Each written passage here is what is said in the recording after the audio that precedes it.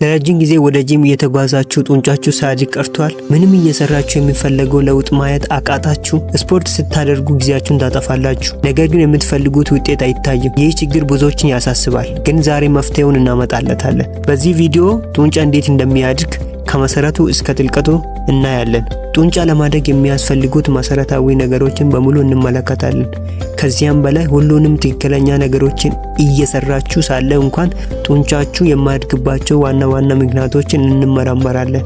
ይህ ቪዲዮ እስከ መጨረሻ ከተመለከታችሁ ጡንቻ በሳይንሳዊ መንገድ እንዴት ማሳደግ እንደምትችሉ ሙሉ እውቀት ታገኛላችሁ። ይህ ጠቃሚ መረጃ ከወደዳችሁና ጠቃሚ ሆኖ ካገኛችሁት ላይክ በመጫን ድጋፋችሁን አሳዩን። ሰብስክራይብ በማድረግ ቤተሰቦቻችን ይሁኑ። ወደ ዛሬ ቪዲዮአችን ከመጣን ጡንቻ ማሳደግ ማለት ምን ማለት ነው ካለን፣ ጡንቻ ማሳደግ ማለት በሳይንሳዊ ቃሉ መስል ሃይፐርትሮፊ ሲሆን፣ መስል ሃይፐርትሮፊ ማለት ደግሞ አንድን ጡንቻ ከመጠኑ በላይ በሆነ ክብደት ወይም ጫና ላይ ማዋል ሲሆን፣ ይህም ጡንቻ እንዲያድግ ያደርጋል።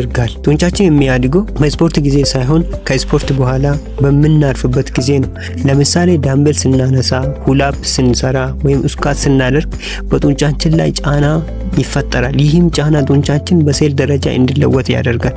በዚህ ጊዜ የሚላኩ መልእክቶች አዲስ ፕሮቲን እንዲመረት ያደርጋል። በዚህ መንገድ ጡንቾቻችን መጠናቸውን ይጨምራሉ። ስለ ጡንቻ ማደግ ይሄንን ካለን፣ ጡንቻ ለማደግ ደግሞ ምን ያስፈልጋል? ጡንቻ ለማደግ የሚያስፈልጉ የሚከተሉት ነጥቦችን እናያለን።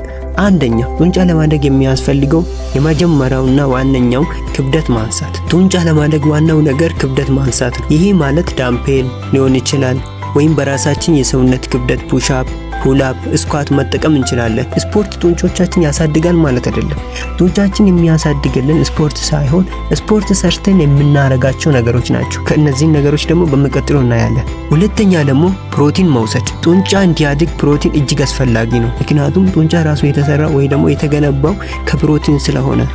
ታዲያ ፕሮቲን መውሰድ ያስፈልጋል ካለን መች መውሰድ አለብን ወይ ደግሞ ምን ያህል መውሰድ አለብን የሚል ጥያቄ ይፈጠርብናል። ፕሮቲን መውሰድ ያለብን ስፖርት ሰርተን ከጨረስን ከ1 እስከ 2 ሰዓት ውስጥ ነው ፕሮቲን መውሰድ አለብን። ምክንያቱም በዛ ሰዓት ስፖርት ሰርተን ስለተነሳ ጡንቾቻችን ለፕሮቲን በጣም ሴንሲቲቭ ይሆናሉ። ፕሮቲን መውሰድ መጠቀም ይፈልጋሉ።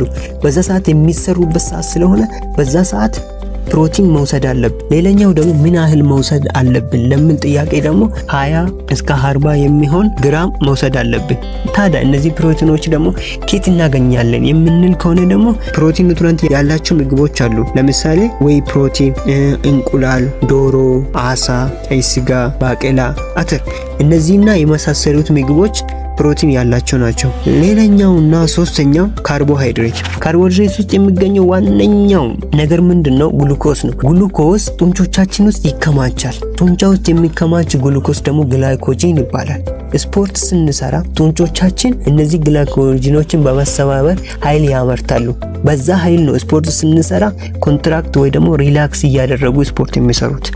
ስለዚህ ስፖርት ስንሰራ ያ ግላይኮጂን ስለቀነሰ መጠኑ ስለሚቀንስ ካርቦሃይድሬት ስንመገብ ግላይኮጂን መጠኑ ወደ ቦታ እንዲመለስ እናደርጋለን። ሌላኛውና ዋነኛው ነገር ደግሞ ካርቦሃይድሬት ኢንሱሊን ከአፍያ እንዲለቀቅ ያደርጋል። ኢንሱሊን ደግሞ ለምን ያስፈልጋል ካለን፣ ኢንሱሊን ጀመራ የበላነው ፕሮቲን ወደ ጡንቻ እንዲገባ ያደርገዋል። ወደ ጡንቻ እንዲገባ ያደርጋል። ምክንያቱም አሚኖ አሲድ ወይ ደግሞ ፕሮቲን ስለበላን ብቻ አይደለም ያ ፕሮቲን ሄዶ ጡንቻ ውስጥ የሚገባው ለዛ አይደለም። ግዴታ ካርቦሃይድሬት መብላት አለብን። ምክንያቱም ካርቦሃይድሬት ኢንሱሊን እንዲለቀቅ ያደርጋል። እነዚህ ኢንሱሊን ደግሞ ፕሮቲን ወደ ጡንቻ እንዲገባ ያደርገዋል። አራተኛው ነገር ደግሞ ቅባት ያለው ምግብ መመገብ። ይሄ ማለት ፋት። ይሄ ለምን ያስፈልጋል ካለን፣ ይሄ ለሆርሞን ምርት ያስፈልጋል። ምክንያቱም ጡንቾቻችን ለማደግ የሆርሞን ምርት ያስፈልገዋል። ስፔሻሊ ከፋት የሚሰራ ሆርሞን ቴስቶስትሮን ወሳኝ ነው። ምክንያቱም ቴስቶስትሮን ፕሮቲን እንዲመረት ያደርጋል። ስለዚህ ፋት መመገብ አለብን ማለት ነው። ጤናማ የፋት ምንጮች የሆኑ ምግቦች ደግሞ ላይክ አቮካዶ፣ የወይራ ዘይት፣ ለውዝ፣ አሳና የመሳሰሉት ናቸው። አምስተኛ ውሃ መጠጣት። ጡንቾቻችን 75% የሚያህል ከውሃ ነው የተሰራው። ስለዚህ ውሃ ስንጠጣ ጡንቾቻችን ቶሎ እንዳይደክሙ እና ቶሎ እንዲያገግሙ ያደርጋል። ምክንያቱም ቅድም ብለናል ጡንቻ የሚያድገው በምናርፍበት ሰዓትና እያገገመ በደን ማለት መጀመሪያ ስፖርት ስንሰራ ጡንቻ ምን ይሆናል? ይደክማል። ያ ድክመት በሳይንሳዊ ቃል ፋቲግ ወይ ደግሞ ማይክሮቲር ይባላል። እነዚህ ማይክሮቲር እያገገሙ ሲሄዱ ነው ጡንጮቻችን መጠናቸውን የሚጨምሩት። ስለዚህ መስል ለማገገም ውሃ ያስፈልጋል ማለት ነው። ታዲያ እንደዛ ካለ ምን ያህል አንድ ስፖርተኛ ውሃ መጠጣት አለበት ካለን ከ2 እስከ 3 የሚያህል ሊትር በቀን ውስጥ መጠጣት እንዳለበት ይመከራል። ሰባተኛና ወሳኙ ነገር ማረፍና ማገገም። ጡንቻ የሚያድገው በምንተኛበትና በምናርፍበት ሰዓት ነው። እረፍት ስንል ደግሞ ማታ አይደለም። እንዴት ይመከራል?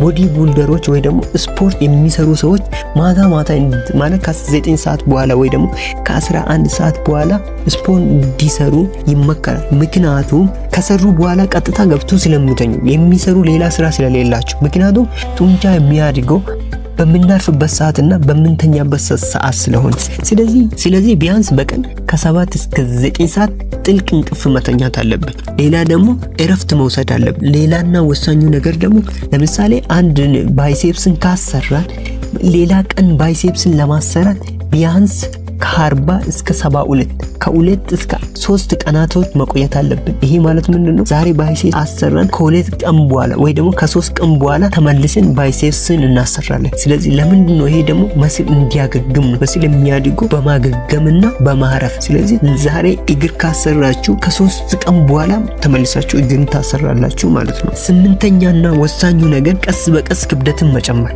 ይሄ ማለት ምንድነው? ጡንቻ ስፖርት እየሰራን በሄደን ቁጥር ለመጀመሪያ ቀን የሆነ ያክል ሊጨምር ይችላል። ግን እኛ በመጀመሪያው አካሄድ ከቀጠልን ጡንቻ ምን ያደርጋል? ያንን ነገር ይለምዳል። ከለመደ ደግሞ ምንም ሪስፖንስ አይሰጥም። ለምን የፈለገ ምግብ አንበላም? ለምን የፈለገ ሰዓት አንተኛም? ለምን የፈለገ ፋትም ይሁን የፈለገ የሚያስፈልገው ነገሮችን አናደርግም? ስለዚህ ቀስ እያለን ክብደቱን መጨመር አለብን። ለምሳሌ ዛሬ 50 ኪሎ ካነሳ ነገ ደግሞ 52፣ ዛሬ 50 ኪሎ ለ6 ጊዜ ካነሳ ነገ ደግሞ 52 ኪሎ 7 ጊዜ ወይ ደግሞ 9 ጊዜ 10 ጊዜ ማንሳት። ሌላኛው ደግሞ ሪፒቲሽኑን መጨመር፣ ፍሪኩዌንሱ ድግግሞሹን መጨመር። ለምሳሌ በመጀመሪያው ሳምንት 2 ቀን በሳምንት ከሰራን በዛኛው ሳምንት ደግሞ 3 ቀን በሳምንት መስራት። ምክንያቱም አዳምት እንዳያደርግ ማለት ነው። ምክንያቱም እንዳይለምድ መስል ከለመደ ጡንቻ ከለመደ አያድግም፣ ስፖርት አይሰጥም። ስለሆነ የመጨረሻውና ወሳኙ ነገር ጡንቻ ለማደግ ይሄን ያስፈልጋል ካለን አሁን ደግሞ ጡንቻ ለምን ያድግ? ብዙ ጊዜ እየሰራ ምግብ እየበላን የሚያስፈልገውን ነገር እያደረገን ግን ጡንጮቻችን ደግሞ የማያድጉበት ጊዜ አለ። ለምንድን ነው የማያድጉት? ጡንቻ መጀመሪያ ለምን አያድግም ካለን መላመድ አለ። ጡንቻ ይለምዳል። የምንሰራው ስፖርት ይለምዳል። ስለዚህ ምን ማድረግ አለብን? ቀስ በቀስ ክብደት መጨመር አለብን። ቀስ በቀስ ነገሮችን እየለዋወጥን መሄድ አለብን። ለምሳሌ 50 ኪሎ የምናነሳ ከሆነ ነገ ደግሞ ወይ 60 ኪሎ ማለት አለብን። አንደኛ ይሄንን ሌላኛው ደግሞ የተመጣጠነ ምግብ እጥረት ካለንም ደግሞ ጡንቻ ቅድም እንዳልነው ምክንያቱም ጡንቻ የሚያድገው በስፖርት አይደለም በምግብ ነው። የሆነ ነገር ከበላ ነው የሚወፍረው። ከበላን ስለምንወፍር እንደዛው ስፖርት አያስወፍረንም፣ አያከሳንም። የሚያከሳን አለመብላት ወይ ደግሞ የሚያወፍርም መብላት ስለሆነ የተመጣጠነ ምግብ እጥረት። ሌላኛው ደግሞ በቂ እንቅልፍ አለመተኛ። ግዴታ ጡንቻ የሚያድገው በምንተኛበት ሰዓት ነው። ስንተኛ በእንቅልፍ ሰዓት ግሮዝ ሆርሞን ወይ ደግሞ የእድገት ሆርሞን ይለቀቃል። ይሄ ደግሞ ጡንቻ እንዲያድግ ያደርጋል። ስለዚህ እንቅልፍ አለማግኘት ጡንቻ እንዳያድግ በመጨረሻ ጡንቻ የሚያድገው በምንሰራው ስፖርት ብቻ ሳይሆን በምንመገበው ምግቦች፣ በቂ እንቅልፍ በመተኛት ቀስ በቀስ ክብደትን በመጨመር የሚያድግ እንደሆነ በዚህ ቪዲዮ አይተናል። ይሄ መረጃ ለሰዎች ጠቃሚ ናቸው ብላችሁ ካሰባችሁ ለሰው ሼር በማድረግ ሌላ ደግሞ ቪዲዮ ከተመቻችሁ ቪዲዮ ላይክ፣ ቻናል ሰብስክራይብ ጋችሁ ቤተሰቦቻችሁ እንድትሆኑ በአክብሮት ጋብዛችኋለሁ። እስከ መጨረሻ ስለተከታተላችሁ አመሰግናለሁ።